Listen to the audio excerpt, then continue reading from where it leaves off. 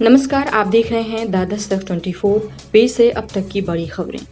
वित्त मंत्रालय द्वारा जून के लिए जारी की माइक्रो इकोनॉमिक रिपोर्ट। इसके अनुसार भारत ने प्रारंभिक नियंत्रण उपायों के तहत काफी हद तक कोविड-19 कर्व को किया है सपाट और देश में मृत्यु दर दुनिया में सबसे कम दरों में से एक है।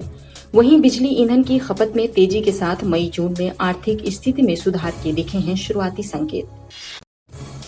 यूपी और बिहार में बिजली गिरने से 1.5 महीने में 315 लोगों की हुई मौत और हुआ भारी जान माल का नुकसान। आकाशीय बिजली से मरने वालों में ज्यादातर किसान और मजदूर हैं जो खेतों में कृषि संबंधित काम कर रहे थे।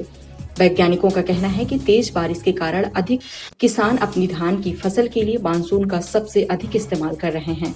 आपको बता दें कि भारत में हर साल कम से कम 2000 से 3000 मौतें आकाशीय बिजली और मूसलाधार बारिश के कारण होती हैं। -40 डिग्री में भी डटे रहेंगे टीबीपी के जवान।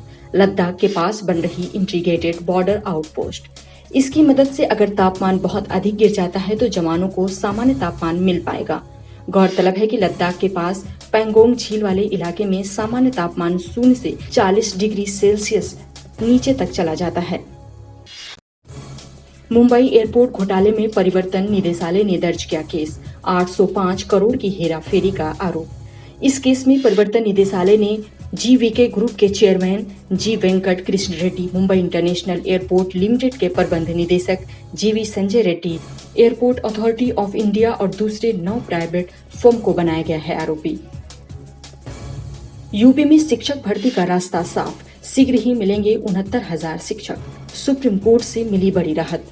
सुप्रीम कोर्ट ने मंगलवार को Allahabad high court Lucknow bench के फैसले को चुनौती देने वाली याचिका पर अब कोई भी सुनवाई से इनकार कर दिया है। अब कोर्ट ने निर्देश दिया कि हाई कोर्ट में ही करें अपील। गंगा नदी के पुनरुद्धार के लिए वर्ल्ड बैंक ने दी आर्थिक मदद। ये जानकारी वित्त मंत्रालय ने दी।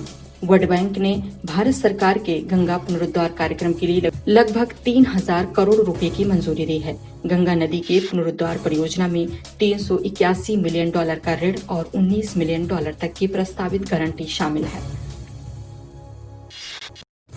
सरकार ने फेस मास्क और हैंड सैनिटाइजर को आवश्यक वस्तु अधिनियम 1955 से किया बाहर। उपभोक्ता मामलों की सचिव लीना नंदन ने दी इसकी जानकारी। उन्होंने कहा कि अब देश में चेहरा ढकने के मास्क और सैनिटाइजर की आपूर्ति पर्याप्त है।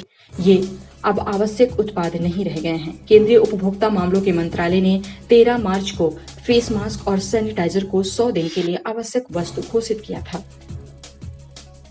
लॉकडाउन में रद्द हवाई यात्रा के टिकट का होगा पूरा भुगतान।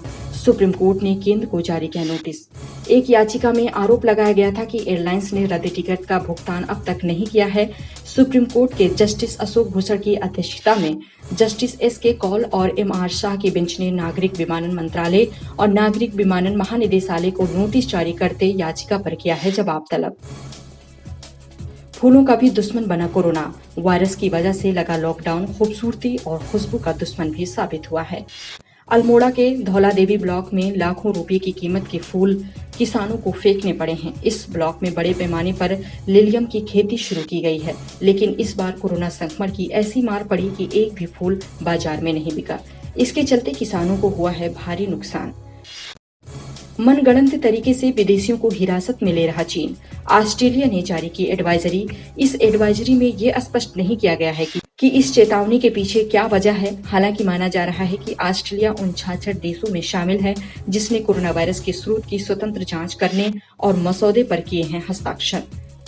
आज की 10 बड़ी खबरों में इतना ही। नमस्कार। हमारे साथ जुड़े रहने के लिए हमारे YouTube चैनल को सब्सक्राइब करें, साथ ही बेल आइकन को दबाएं।